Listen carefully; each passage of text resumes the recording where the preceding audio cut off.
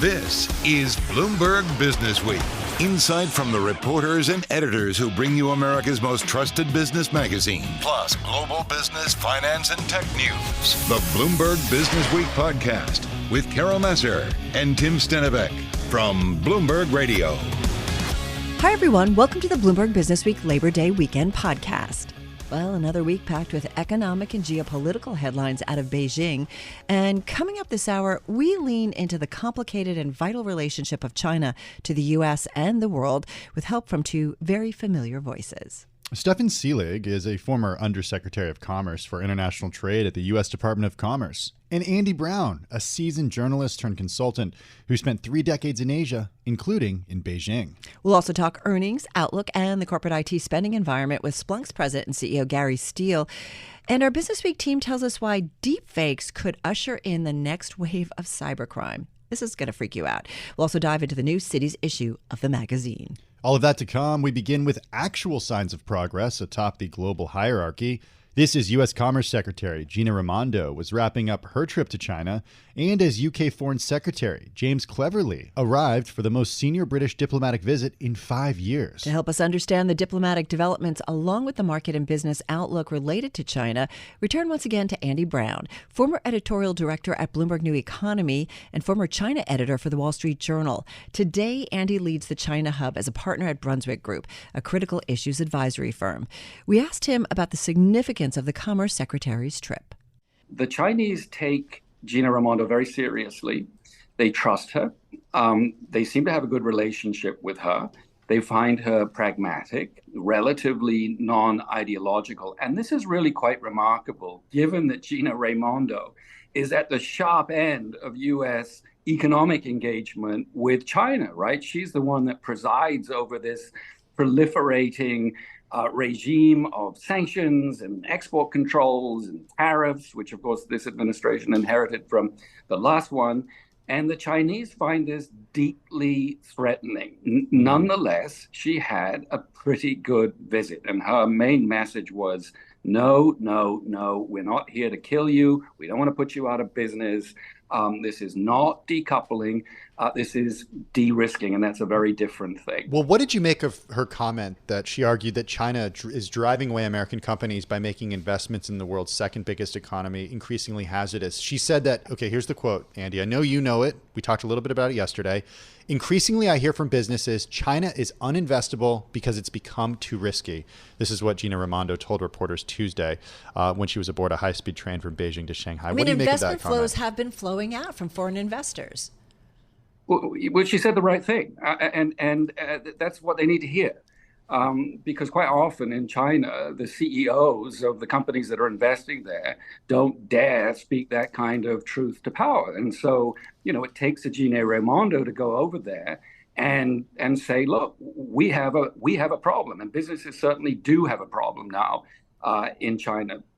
But it's still, I think it's significant, though, the second part of your commentary.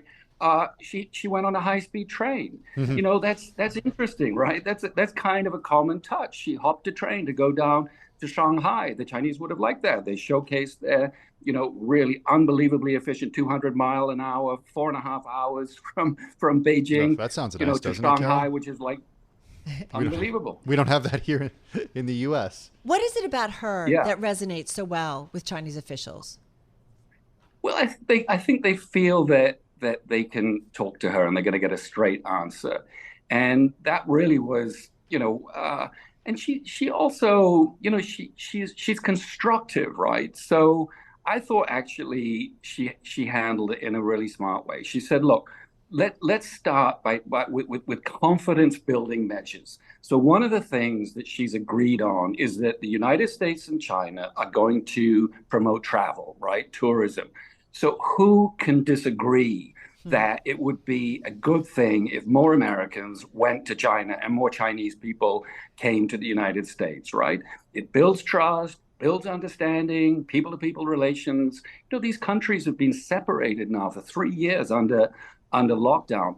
very few flights now. I was in Beijing a couple months ago. I was actually staying in Four Seasons Hotel. I was the only foreigner in the whole hotel, right? I mean, the airport is half empty. We need more interaction, and it's just a great place, a smart place to start. Well, Andy, talk more about that and give us some anecdotes from your recent trip there, because you've spent so much time in the country. I know this is post-pandemic. You went there kind of during the pandemic too. When you were helping with the Olympics for NBC, right? But just give us the differences that you see now based on your recent trip. Yeah, well, I mean, you got to go. I mean, you have to go there to feel this. The sense you get by talking to people on the street, my friends, people in the business community. People are kind of in shock, I mean, I understand this. The consumer confidence has really been shattered. I mean, people, I think, feel really kind of discombobulated, disoriented. I mean, what just happened? We went through a three-year lockdown. And it was quite painful. I mean, you talk to people in Shanghai, they're suffering from something like post-traumatic stress disorder, right? These are upper middle class families that didn't know if they were going to spend that night in bed in their own homes, or be carted away to some isolation center, or if their kids would be taken from them, or if guys in white hazmat suits were going to burst through the front door, and drag them out, or put a lock on the outside of the door. They didn't know sometimes if they could even feed their families, right? And they've been so used to a government that looks after all this, that is focused on growth, focused on development, and it just seems like they're lurching from one blunder to another, and the business confidence obviously has yet to recover, and the confidence of foreign investors, and that's what Gina Raimondo was speaking to. People got so used to the idea that Chinese supply chains were secure, right? You could put them all in China. That's what Apple did, the whole lot. And look what Apple's doing now. It's starting at the margins, pulling it out, putting it in places like Vietnam, India. It's all about now de-risking. My question, Andy, is if China is doing so poorly in its attempted recovery from 3 years of lockdowns, if the consumer is so weak, if there are concerns about shadow banks crumbling and not paying people back, do American companies really want to invest in China? Tim, I think it's so important to put this into perspective. China is not collapsing, okay? China is suffering from what some people call the 4Ds. You've got a demographic crisis, you have a debt crisis, you have a decoupling problem, you have a deflation problem. The headlines look terrible. And it is extraordinary. The Chinese economy is barely growing right now. And the U.S. economy is steaming ahead. I think it's growing, 6%? A complete role reversal, right? But China is the world's second largest economy, and it's going to be the second or third largest economy for decades to come, right? It's not going away. I think what we can expect, big picture, starting now, a period of slow relative decline. Businesses still must be in China, right? They can't ignore China. And particularly the businesses that are reliant on China for future growth, luxury, chemicals, auto, and so on. In those industries, they're pouring investment in. They have to. I mean, you can't be half-hearted in China. You've got to be all in because the competition there is really good. So if you're there and you're dependent on growth, you have to invest to keep up with the market. You have to invest in technology so that you're able to compete. And in fact, some of these companies have an aggressive strategy of investment. It's called in China for China, right? So they're buying local companies, they're investing in technology. If you don't have to be in China right now, you don't want to be in China. If you've never been in China, you're certainly not going to go there for the first time now. And if you are in China, money investment that you might have put into China over and above the need to fuel and fund your footprint there, you're now looking at that money and saying, where else could I put it? Should I put it in Vietnam or in India or in Mexico? or I might say here in the United States, which is one of the hottest investment destinations in the world right now. I think the way to think about it is that, China is a giant, right? It is an economic giant. Its manufacturing sector is bigger than the United States and Europe combined. Okay, and this year it's going to leap ahead of Japan to become the world's largest auto export. It's gobbling up the world's EV markets. It's a giant, but it's a giant with a weak heart. Okay, and that's going to make it less mobile. It's going to make it more prone to crisis, but it's still a giant. That was Andy Brown. He leads the China Hub as a partner at Brunswick Group. More from Andy available on our podcast feed, including his take on Russian President Vladimir Putin's plans to visit China next month. Coming up, more on the U.S.-China relationship from a person who once had a front row seat to their political power struggle while serving in the executive branch. The number of issues that we're competing on are growing, but also the number of issues that we need to cooperate on are also growing. Stefan Seelig, former Undersecretary of Commerce for International Trade at the U.S. Department of Commerce, joins us next. You're listening to Bloomberg Businessweek. This is Bloomberg. You're listening to the Bloomberg Businessweek podcast. Catch us live weekday afternoons from 3 to 6 Eastern. Listen on Bloomberg.com, the iHeartRadio app, and the Bloomberg Business App. Or watch us live on YouTube. There's no negotiation. There is no room to negotiate when it comes to protecting Americans' national security, including protecting emerging technology. But at the same time, there's business we can do and there's business to be done. Those words from U.S. Commerce Secretary Gina Raimondo this past week during her multi-day trip to Beijing and Shanghai. Now, in our last segment, Andy Brown explained the importance of her stressing the need for improved ties between the world's top two economies. We're now pleased to welcome in Stefan Seelig, managing partner at Bridgepark Advisors. Before that, he served as the Undersecretary of Commerce for International Trade at the U.S. Department of Commerce. That was during the Obama administration. And we got his perspective on the current state of U.S.-China relations and the intersection between geopolitics, policy, and markets. When I was Undersecretary, I spent more time in China than any country by far, and I worked to foster the relationship with my counterpart at the Ministry of Commerce to reflect that reality. But did they rank this relationship as important, and do they still, you think, today? For sure. And in many respects, I think they view it as more important because the number of issues that we're competing on are growing, but also the number of issues that we need to cooperate on are also growing. So as their economy grows and as they look to establish themselves as a major player, both in political, economic, and commercial spheres, their ability to work effectively with the United States becomes only more important. And I think that's exacerbated right now, Carol, because frankly, their economy is slowing and they're facing a set of economic issues that we haven't seen or they haven't seen in decades. Clearly, China has different interests geopolitically and economically and commercially than we do. And, what I've always said is, hitting China over the head with a cudgel is not going to be an effective way to actually make progress. And what we need to do is to look for win-win outcomes where there are things that advance our interests and advance their interests. And there are a whole host of those. Stefan, if I may, I'd love to talk to you a little bit about politics, because we were just talking a lot about the importance of that relationship between U.S. and China. The Republican presidential hopefuls, the debate last week, talked a lot about China. There was a lot of pushback.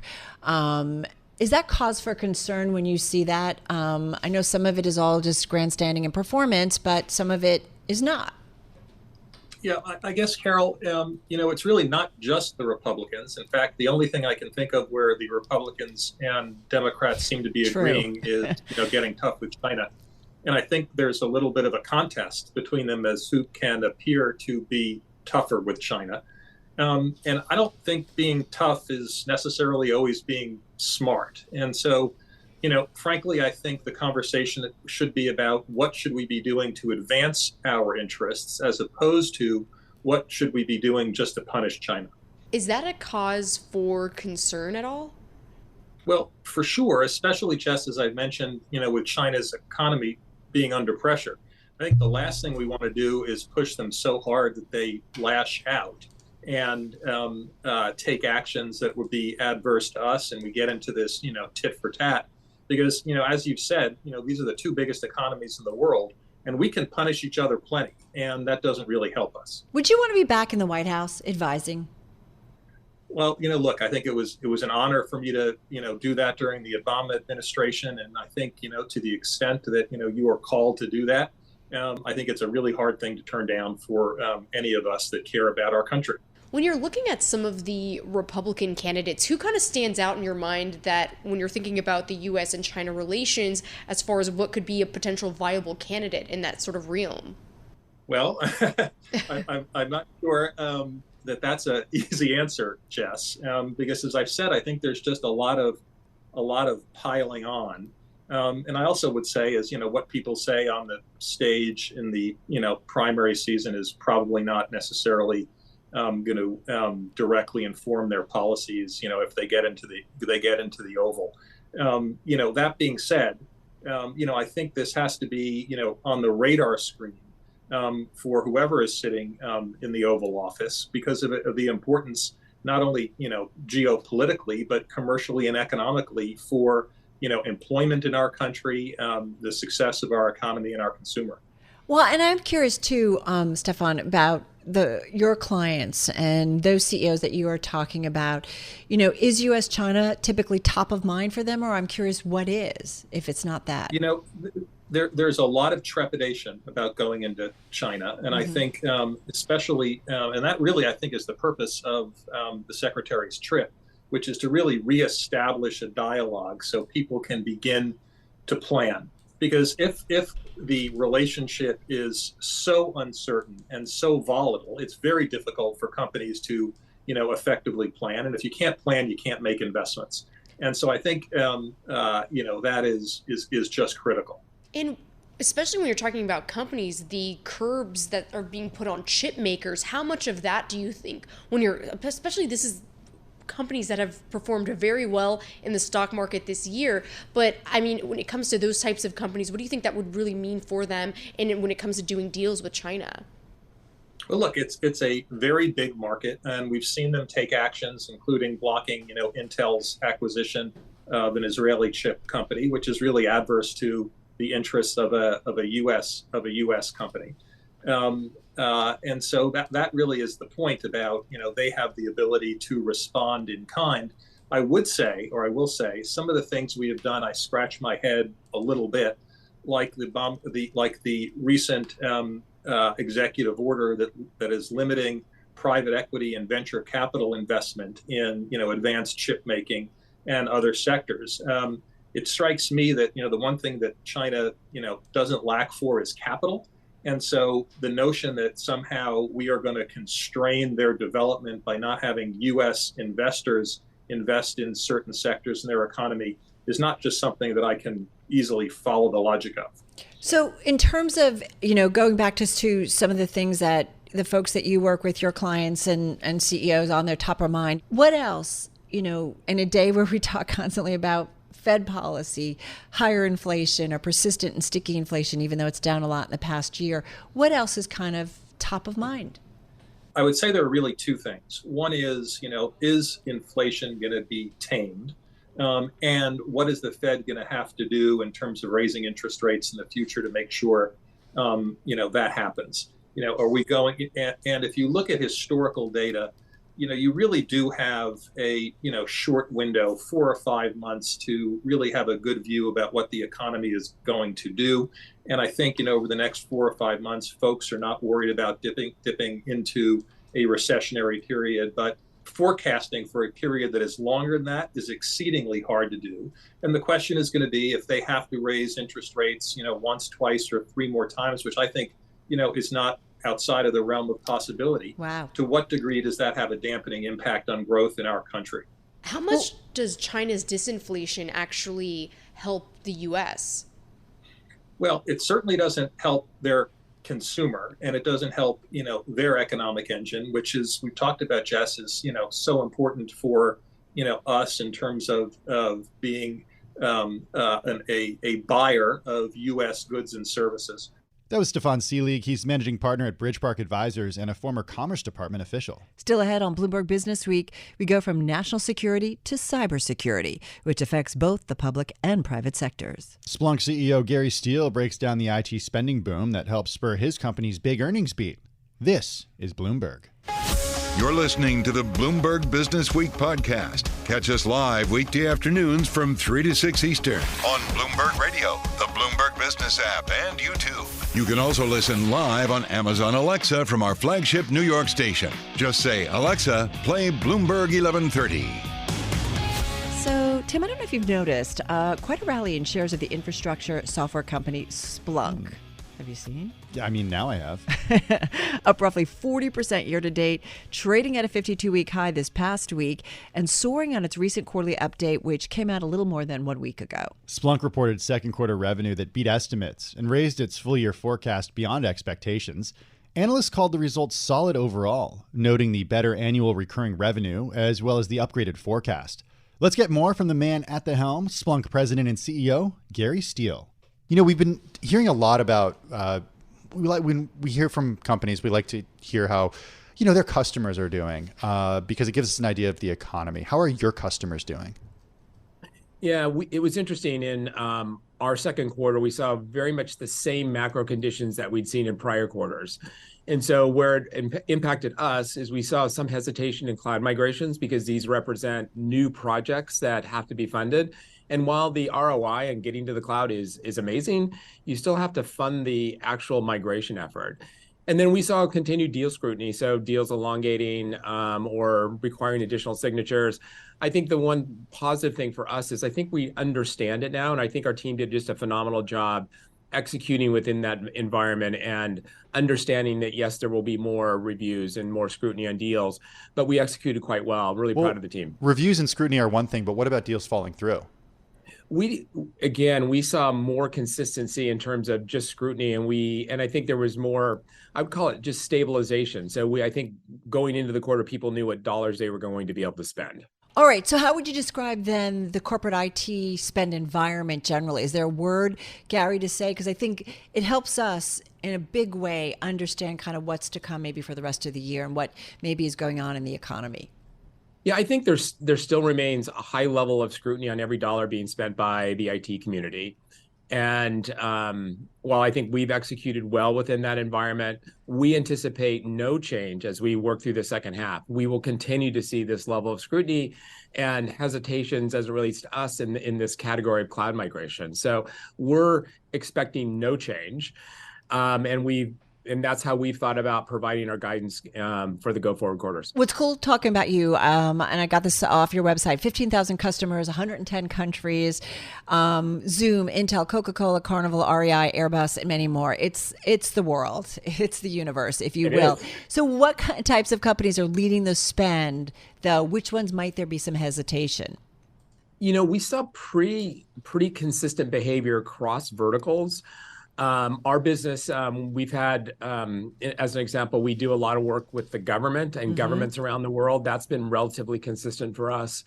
And a big growth opportunity today, roughly 2/3 of our business is domestic, 1/3 is international. We continue to see a lot of opportunity working with international customers to take advantage of the capabilities we can offer.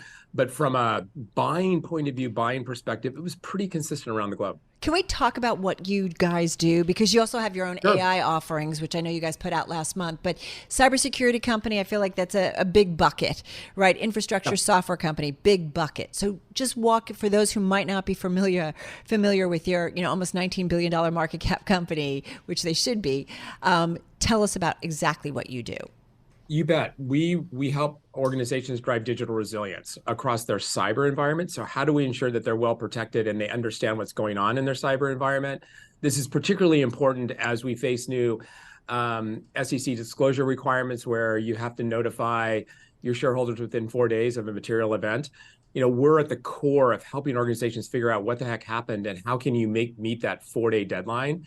And then we extend broadly into the observability market, meaning how we're core to helping organizations keep their digital applications up and running so that their customers can get access to all of those services.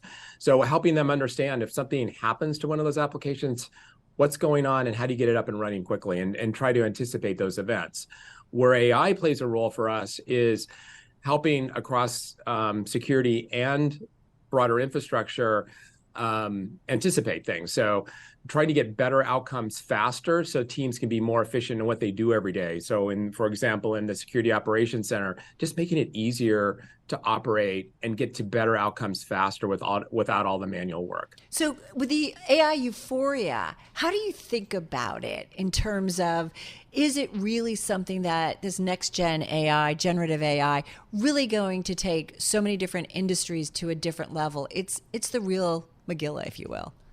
Yeah, no, I'm super enthusiastic about it. I feel like we can deliver much better outcomes for our customers leveraging the power of AI and simple things that we've already introduced. So to use Splunk, you interact with it with a proprietary language.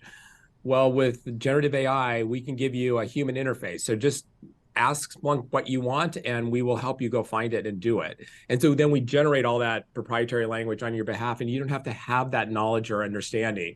So our ability to take down the skills required, make it so much easier to interact with our product, we're very bullish on that.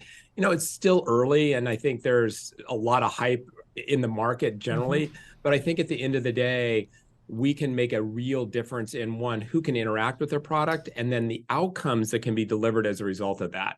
And this is a journey. It doesn't happen overnight, but we can continue to chip away at this and make real progress. I think it will be transformational in our industry because we deal with such rich data sets. Right. And in that world, you can get great outcomes from AI. When you're leveraging AI for your customers, who are the suppliers that you're using? Are you getting chips from NVIDIA? Are you getting chips from AMD?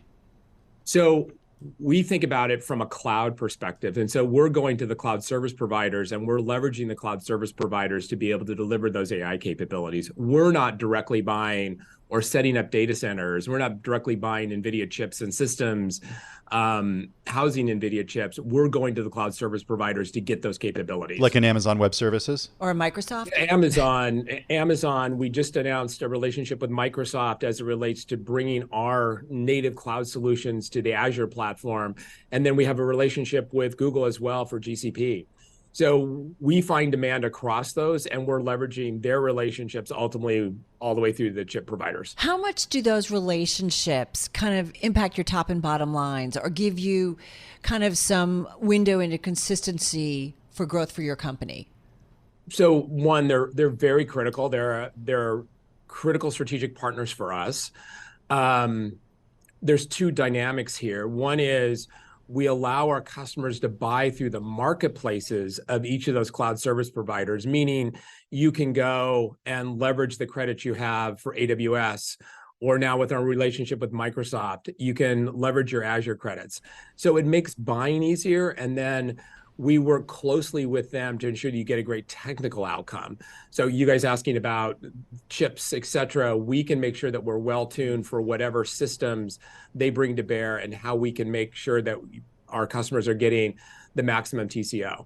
I want to end, Gary, just kind of where we begin and getting your view on what the economy looks like. What's your read? I believe we're going to see the same for some period of time. We haven't built any improvement into our guidance, and I think that I believe we're in a soft landing mode, that we're going to continue to see some conservatism, but we'll work our way out of this over time. And we'll certainly be watching them over time. Our thanks to Gary Steele. He's the president and CEO of cybersecurity software maker Splunk. We spoke with him just after the company's second quarter earnings release back on August 24th. You're listening to Bloomberg Businessweek. Up next, our magazine team picks up on the digital security theme and tells us why some researchers fear AI-powered hacks on the verge of breaking out. The technology is there right now that someone could actually make themselves look like your boss in real time on a Zoom call. And that's just utterly convincing. I mean, and it's only going to get even more convincing. And even when there are little, glitches here and there, we all know what it's like to be on a Zoom call or a Microsoft Teams call. You kind of expect there to be a little drop in voice or maybe something going a little bit off. It's kind of the nature of the video call. So it could be one of the most convincing social engineering attacks to emerge. I'm a little freaked out. Are you? Yeah, deepfakes are a little concerning to me. All right. Well, we're going to get into the dangers of the deepfaked video call. We explain it all. This is Bloomberg. You're listening to the Bloomberg Businessweek podcast. Catch us live weekday afternoons from 3 to 6 Eastern. Listen on Bloomberg.com, the iHeartRadio app, and the Bloomberg Business App. Or watch us live on YouTube. Welcome, everyone, to the next wave of cybercrime. Oh, thank you for the warm welcome. All right, we're talking about something that, yes, also has an AI, artificial intelligence angle. Some cybersecurity experts have long feared what a hacker might be able to do with AI in video, create a convincing version of, a corporate executive who really wants to know your password. AI software is now capable of doing this practically in real time, meaning, Tim, a hacker could pretend to be your boss on a Zoom call. Does that freak you out? Yeah, it totally freaks me out. It's a new reality, though, and it's one that's based on deepfakes. With more on this recent Business Week story, we welcome in Margie Murphy, Bloomberg News cybersecurity reporter, along with the editor of the magazine, Joel Weber. There's been all this, the hope and the hype for AI, but immediately on the other side of that are also all the bad things it can do. And what really stood out to me on this one was the fact that this deep fake stuff will become the thing that we will obsess about, I think, in the years ahead, because it basically can sneak through and has already proven to be a real pain. So Margie, what are we talking about when we talk about the deep fake videos, and why are people so scared of it? The thing that's fascinating about this is in terms of kind of cybercrime, it's cyber criminals can use kind of the oldest tricks in the books, which is to just try and convince employees to give them information. They don't need to hack in or try and infiltrate the systems. They can just literally ask to be let in. And they're doing that using real-time deepfakes. I say they're doing that. They could possibly be doing that using real-time deepfakes, and we are seeing it advertised. And the technology is there right now that someone could actually make themselves look like your boss in real time on a Zoom call. And that's just utterly convincing. I mean, and it's only going to get even more convincing. It could be one of the most convincing social engineering attacks to emerge. So have we already seen it start to happen? So in the case we talked about in this story, it's Gals or a security researcher who I spoke to who had absolutely no background in machine learning or any kind of AI stuff. And it just took him he thought, I've been hearing about this deep fake stuff. People have been talking about its potential use in this way. Can I just do this myself in a matter of weeks? And he did. And he did it really, really convincingly. And he deep faked his boss. We haven't heard of this actually being used to copy a boss and actually be able to extract money from any employees or passwords or have an effective attack. However, Google put out a blog saying that they could see people offering these services on forums, on hacker forums already. So the appetite seems to be there already. We're just waiting to hear about the first case when a company goes public about it. Right. Talk to us about the chairman of CyberArk Software. It's that information security company, and how basically discovering recently how powerful these types of attacks could be. What exactly happened there? Yeah, it sounds like their team was on it and ready to freak them out. Yeah, well, so I mentioned Gal, this researcher. He works for CyberArk, and to kind of flip it back to Udi, the chairman, McCarty of CyberArk. He received a Microsoft Teams message one morning. He was sat in his office. He opened it up, and there he sees himself on his laptop screen asking him whether he could present himself at a hacker conference showing how convincing a deepfake could be. And he was like, what is this? What's going on? And it turned out Gal, the researcher, had done, he hadn't even spent that much time creating a kind of mini, not a sophisticated deep fake. And he used that to say like, hey, Udi, this is going to be a thing. Maybe we should get ahead of this. Bloomberg's Margie Murphy with us there. Read her full story online at Bloomberg.com/businessweek or on the terminal. Joel Weber sticking around for our next segment. And that wraps up our first hour of the weekend edition, holiday edition of Bloomberg Business Week from Bloomberg Radio. Ahead in our next hour, we break down the latest installment of the magazine, a special double issue dedicated to cities, from the Big Apple to Nashville to a so-called forest city in Malaysia. This is Bloomberg Business Week. I'm Carol Massar. And I'm Tim Stenovec. Stay with us. Today's top stories and global business headlines coming up right now. You're listening to the Bloomberg Businessweek podcast. Catch us live weekday afternoons from 3 to 6 Eastern on Bloomberg Radio, the Bloomberg Business App, and YouTube. You can also listen live on Amazon Alexa from our flagship New York station. Just say, Alexa, play Bloomberg 1130. We've got a treat ahead in our second hour of the holiday weekend edition of Bloomberg Businessweek. We've got a deep dive into our special issue of the magazine. It's out now on newsstands, online, and of course, always on the Bloomberg terminal. It's the annual Cities issue, a collaboration between the magazine team and CityLab. The issue takes on a broad look at what the world's urban centers are facing and explores ideas to improve them, especially as the COVID pandemic fades from view.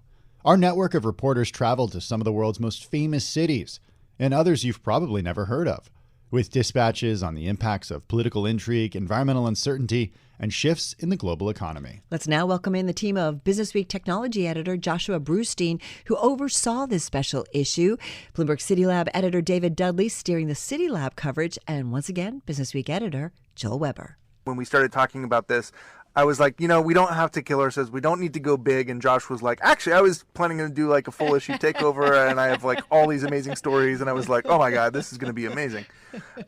So he tested it, and I think part of the framing that we wanted to look at here is here we are a couple years after COVID, although hey, cases still ticking back up. And cities are still in that aftermath, and we wanted to kind of like look at a few of the ways that's continued to play out, and then find some of those really startling, amazing stories that I'm sure we'll spend a little bit more time talking about, including yesterday. But Josh, where were the places that when you sort of architected and you started from blank white pages in these exercises, like where did you want to make sure that we got to visit? Yeah, I think there were a couple of things. For the last city's issue, actually, I had written about the idea of trying to build a new city from scratch, and so I know that there's been a lot of effort around the world to do this, and on my list of places to look at was a place called Forest City in Malaysia, which is a city that is being constructed on what will eventually be, if all goes according to plan, 4 artificial islands, have about 700,000 people on it. And the interesting thing about this city is that it was all based on the idea that the Chinese real estate market is just booming. It was being built by Country Garden, whose name you might recognize if you've been paying attention to the Chinese. No, we never talk about it. Market. China real estate market booming and Country Garden are two things we talk about quite a bit, Joshua. Yes, we do. Go ahead. So one of the islands has been constructed. There's room for not 700,000 residents, but certainly I think in the tens of thousands. And things have kind of ground to a halt. They've ran into trouble with COVID. There's serious questions about demand. And so we sent a really talented reporter there to look around, to talk to people, and just to kind of see what is happening with one of these big, audacious projects. Yeah, that real estate element attached to China, and it just really was a timely look at a place that, I think we're all very, very curious and concerned about. So David, I want to bring you in because the CityLab was obviously totally instrumental in this. There was an idea that Josh and I were noodling, and then Josh was like, actually, I talked to David and we should do what they're doing. But David, tell us about where we went with that initial kernel. So we had this project going where we were similarly kind of intrigued by and sort of astonished by the amazing kind of energy intensity of concrete production, which is, something like 8-9% of all carbon released in the atmosphere every year. And it's rivaled by steel production. And in many countries, brick production, which is an even older material, is also intensely polluting. And so we had been noodling around with this idea of having a whole series about what we call the stuff of cities, which is just sort of a dive into the history and the past and the present and the future of the most essential building blocks of urban life. And we were able to sort of convert that idea into this really lovely looking kind of print and online package that looks at not only concrete and steel and brick, but also glass and asphalt and wood, sort of the oldest material of the 6 that is kind of coming back into vogue as a kind of economically and environmentally useful building material for all kinds of skyscrapers. Well, David, I don't want to get Joel upset since he's really into concrete. But what is replacing concrete? Well, that's the thing. Nothing can replace concrete. It is this miraculous artificial stone that has been a absolute kind of foundational material since Roman times. What we can do is we can devise ways of making it a little less polluting, and hopefully a lot less polluting eventually. So there are techniques to fire it at lower temperatures. You know, the firing process of making cement is intensely kind of energy absorptive. There's chemical processes that can be involved. There's adding more recycled elements. And there's also sort of being a little more flexible about how you use it and using different kinds of concrete for different applications. So what we were sort of fascinated by was how sort of the history of these materials has sort of tracked human civilization, and how we are kind of simultaneously in desperate need of more of this, and in desperate need of finding a way to clean up these industries. And each of these sort of industries faces their own different challenges with sort of finding the raw materials and finding ways to make it less destructive. All right, so we talked about building materials. There's, again, it's the cities double issue. So everything in it is about cities. It's a collaboration with Bloomberg City Lab. Joel Weber, there's a column in here by Joshua Green. It's about how GOP legislatures are increasingly imposing their economic and cultural priorities on left-leaning municipalities, places where perhaps a lot of New Yorkers, Californians have moved during the pandemic. Nashville, Tennessee. What's the latest dispatch from Josh?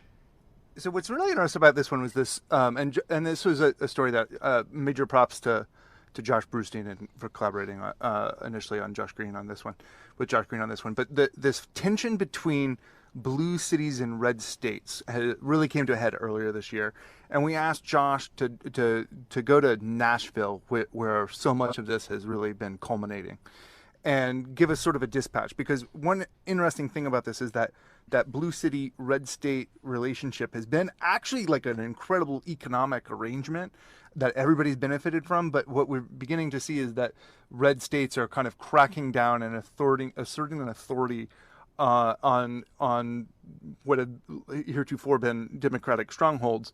And that alliance is sort of, or relationship is sort of now in flux in a way that we're going to really have to be watching how this plays out, because GOP is looking for more and more ways to pick up not only like talking points that they can latch onto, but also ways that they can affect change. And targeting blue cities seems to be one of the ways that they can see immediate reactions with. It's a tension that has always sort of kind of been kind of woven into the landscape. The nature of urban life tends to require a certain set of policy solutions, and there is often a real kind of pushback from community members who don't see those policy solutions as reflecting their values.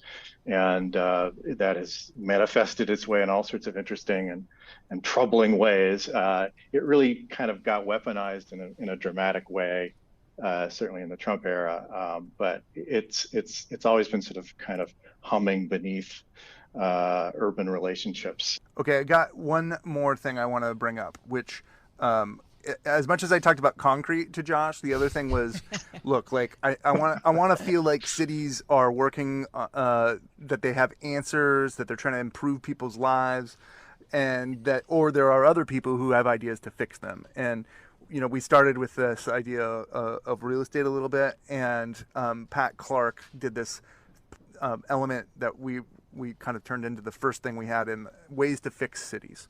And obviously we've spent a lot of time talking about the problems with commercial real estate and empty office space.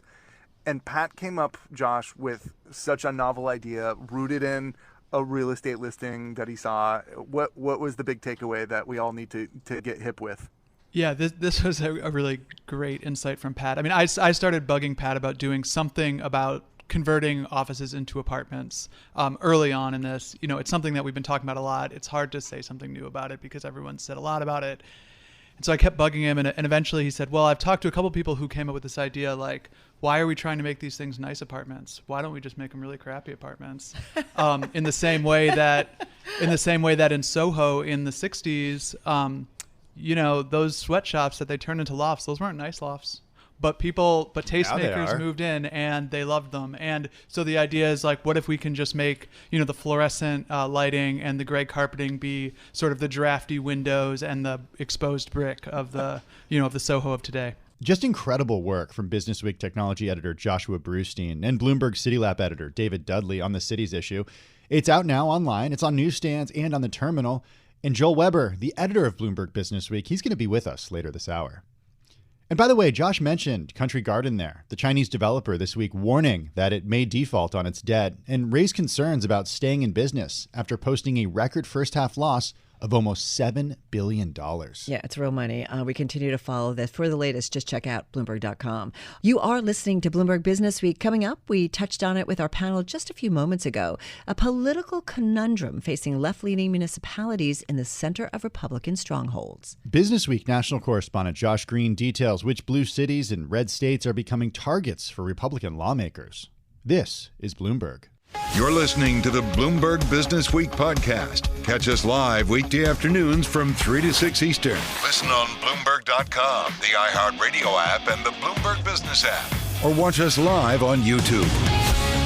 In Republican-led states across the South of the United States, legislatures are increasingly interfering in the governance of Democratic cities by blocking liberal reforms and often dictating conservative policies in their place. Left-leaning cities like Austin and Dallas, Texas, Jackson, Mississippi, and Kansas City, Missouri have all seen GOP lawmakers try to impose their economic and cultural priorities. And nowhere is the trend of states superseding cities more pronounced than in Nashville, Tennessee. An interesting trend, certainly ahead of a big political year for us here in the U.S. Well, Bloomberg Businessweek national correspondent Josh Green writes all about the glaring racial and political divide permeating Music City in the new double issue of Bloomberg Businessweek, the annual cities issue. Josh joined us from Washington while Tim and I were on site at the U.S. Open in New York this past week. What's happened across the country is that as policy making is kind of gridlocked in Washington and nothing really happens, the real political battleground has shifted to the states, into cities like Nashville, where you have this clash of largely urban Democratic cities that are within the borders of increasingly aggressive Republican red states. We see this across the South. And I think Nashville is the most famous recent example where a lot of the political battles that used to be fought in Washington are now being fought at an urban level as the two parties really fight to apply their policies. In the past, states had often deferred to city government and take sort of a hands-off approach. And what we're seeing more and more, particularly in Nashville, is that Republicans are stepping in order to apply the policies they like, whether it's economic policies, gun control, racial policies, transgender issues, and basically forcing it on what in many cases are unwilling residents who have a different set of political views. And it's become a very contentious thing there and across the country. Josh, as you write, Tennessee is hardly alone. This type of thing is happening in Texas, and in Austin, in Dallas. In Mississippi, Republicans created a separate police force and court system for a majority white part of the heavily black capital city of Jackson, even prompting the U.S. Department of Justice to file a complaint calling the move, quote, racially discriminatory. My question for you is, you use the term battle, but it doesn't actually seem like it's a battle that Democrats are winning. It seems like Republicans are crushing Democrats at every turn here. Well, a lot of this is tied up in court, but I think what's happening is that these local politics are being influenced by national politics and then in turn influencing those politics. And what happened in Nashville, I'm sure most listeners will remember, there was a horrific shooting earlier this year at a Nashville Christian school, which led to a lot of gun violence protests in Nashville and a very contentious scene on the floor of the State House where two black legislators were kicked out of the legislature for protesting gun violence by the Republicans that control it. And it became, national news that this, heavily urban community, which wanted gun control and, measures to remedy these kind of awful shootings, were really being stifled and overrun by the Republican legislature. And the example that I use in the piece is there have been a series of police shootings of black men over the past few years, and Nashville had responded by creating a community oversight board of residents that worked with Nashville police to try and lessen these things, impose remediation measures, and where appropriate, help to single out and punish the officers that were breaking the law doing this. This is something that seemed to be working until earlier this year when Republicans came in and said, nope, we're not going to allow this anymore, and passed a law that simply abolished it, which upset a lot of people in Nashville who felt like this was working. And it's just one example of Republicans essentially stepping in and applying their values in places that oftentimes have a different set of political values. And so it leads to the kind of contention and culture wars that we see on everywhere from MSNBC to Fox News. And the fact that in a lot of these southern states in particular, Republicans have such a large majority goes right to your point that, yes, it really isn't a battle in a sense. That they're being forced to live, as one Democrat told me, under Republicans' alien culture. So, Josh, talk to us about the Nashville mayor, John Cooper, because it sounds like politics runs in his family, several generations. He is not actually going to run for re-election. Talk to us about his frustrations. Yes, I spent a day with John Cooper, who is Nashville's Democratic mayor, not a bleeding heart liberal, a kind of a centrist, pro-business, practical Democrat with an MBA, who used to be a real estate developer and was elected in 2019 on a platform of fiscal discipline and economic growth that he had really hoped would appeal to Republicans and Democrats. And what's really happened is that we've hit the culture wars. I mean, there were COVID mask mandates and fights over that. There were fights between state Republicans in Nashville, which didn't want to host the 2024 Republican convention. And there's been a lot of fighting, even down to the level of fighting over street names in Nashville.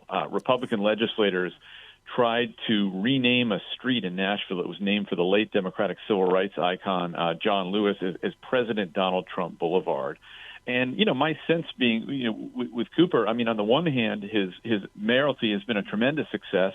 Nashville has recovered economically from COVID better than almost any city. The city is growing. It's lively. There are cranes everywhere. People are out and about.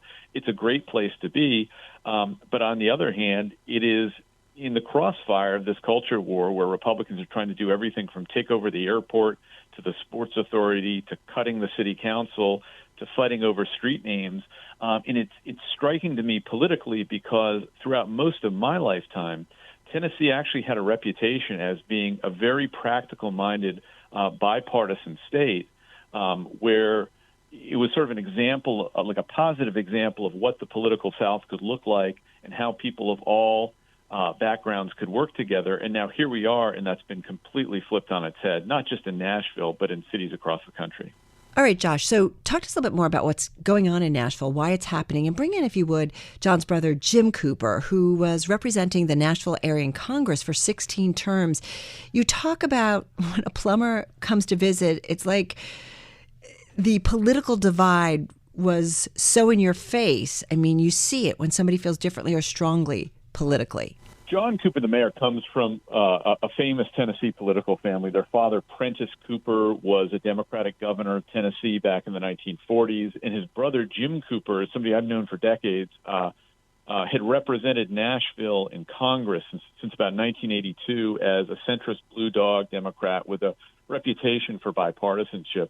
Well, last year, the Republican legislature gerrymandered his district, chopped it up and apportioned it among 3 other conservative districts, which essentially forced him into retirement. And it's a great example of just the win-at-all-costs mentality that is now like eclipsed what used to be the kind of practical-minded bipartisan cooperation that had marked Tennessee politics in the 80s and in the 90s. And, Cooper was the one that had said to me, we're in a situation here where we're almost like a colony in Republicans who don't live in Nashville, who have different views than people who live in Nashville, have come in and forced us to live under this alien culture. And it has caused a lot of grief and contention on everything from, as I said, gun control issues, police reform and oversight, to even the name of the streets, whether they should be named after Republicans or Democrats.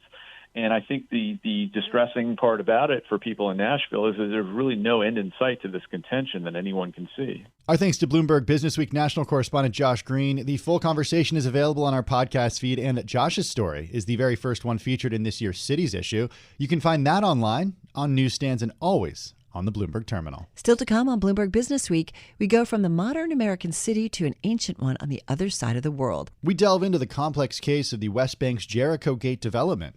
This is Bloomberg. You're listening to the Bloomberg Business Week podcast. Catch us live weekday afternoons from 3 to 6 Eastern on Bloomberg Radio, the Bloomberg Business App, and YouTube. You can also listen live on Amazon Alexa from our flagship New York station. Just say, Alexa, play Bloomberg 1130. We continue with our coverage from the double issue of Bloomberg Businessweek. It's the annual Cities issue that we've been talking about, in which our reporters span the globe to bring you the stories affecting modern urban life. Among them is a piece about a real estate boom emerging within the Palestinian-held West Bank, where Arab Israelis are purchasing luxury homes in Jericho and adding a new dynamic to their complex relationship with other Palestinians, as well as Jewish Israelis. Taking us to the development known as Jericho Gate is once again Bloomberg Businessweek editor Joel Weber and Bloomberg News Israel bureau chief Ethan Bronner. Of course, the West Bank is militarily occupied by Israel, and it is no fun to live under occupation. It is a difficult situation for many. But what I learned is that despite that, there has been a Palestinian business class that has decided to build vacation villas with pools for there are several hundred, some thousands of Palestinians who can afford it. And now the complicated thing here is also that there are three kinds of Palestinians involved here. Those who live under occupation in the West Bank, those who live in Jerusalem, which is a kind of occupation, but they have special IDs because Israel considers all of Jerusalem its capital. And then there are those who are Israeli Arabs who are citizens of Israel. And all three populations have grown wealthier. I don't want to say wealthy, but wealthier in the last 20 years because Israel has become very, very wealthy compared to what it was a generation ago. And therefore, there is kind of room for vacation homes for people who live nearby. Now, the other thing that's so interesting is that the Israeli Arabs were not really mixing with those of the West Bank for many years. Now they are. And one of the questions the story raises is what that might mean politically in the future. Can we just take a step back and just talk about the development itself and what's inside the walls and kind of what surrounds it? Sure. So this is just outside the city of Jericho. And as Joel mentioned, one of the very oldest cities in the world, the lowest city on the planet as well, just near the Dead Sea. And so you have a whole group of Palestinian developers who created villas with walls around them, typically 3 bedrooms, 3 bathrooms with a pool. Pretty big pool, 5 by 10 meters. And these are vacation homes that sell for $250,000, which is a pretty good price in most places for a vacation villa like that. And there is a big development. They're still building it, but the plan is for there to be a couple of 3 or 4 malls, a water park, and other kinds of tourism things. So the idea is to make it a real a place of attraction for people visiting from within Israel, the Palestinian areas, and from outside. There's an incredible quote in your story.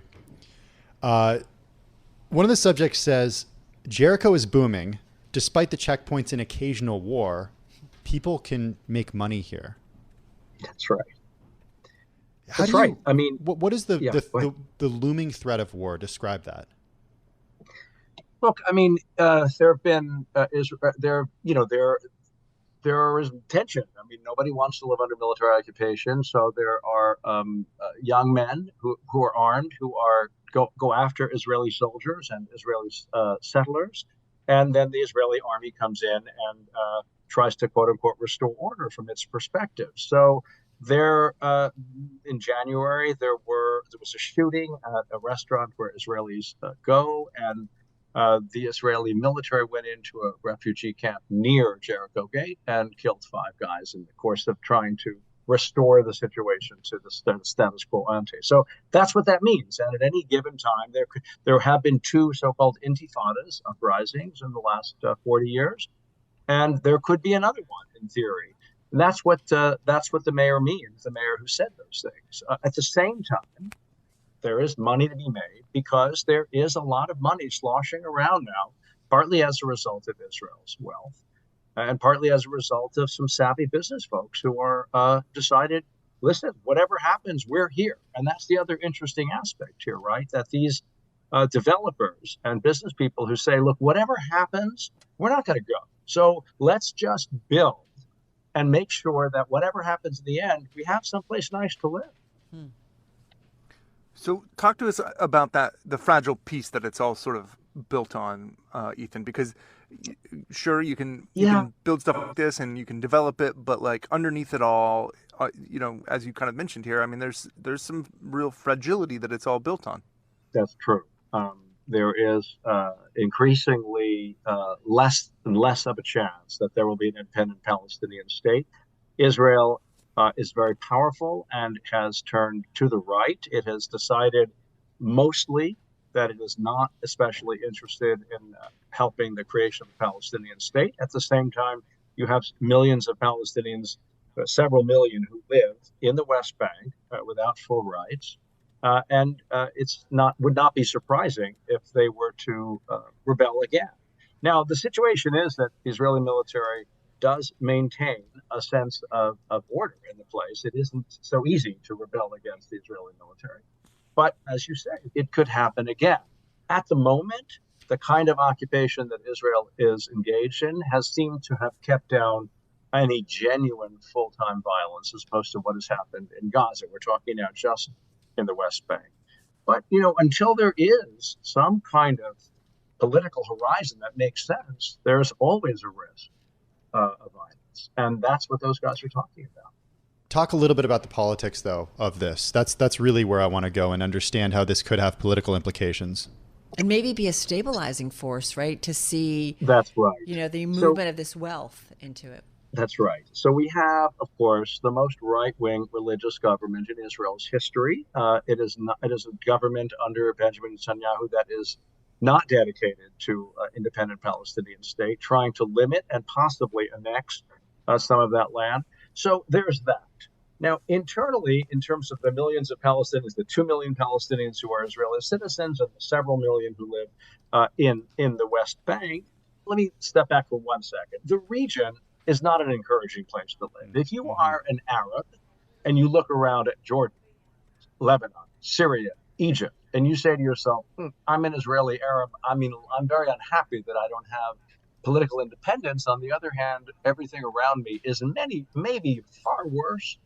So maybe there will be some kind of accommodation internally by Palestinians internally to somehow come to terms with the Jewish state of Israel. And I say this is because the 2 million Palestinians who are citizens of Israel, on the one hand, of course, they can't. It is a Jewish country, and that is not something easy for them to embrace.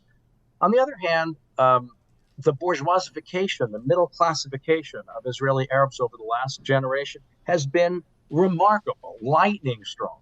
They all go to university. They are filling Israel's occupations, including high tech.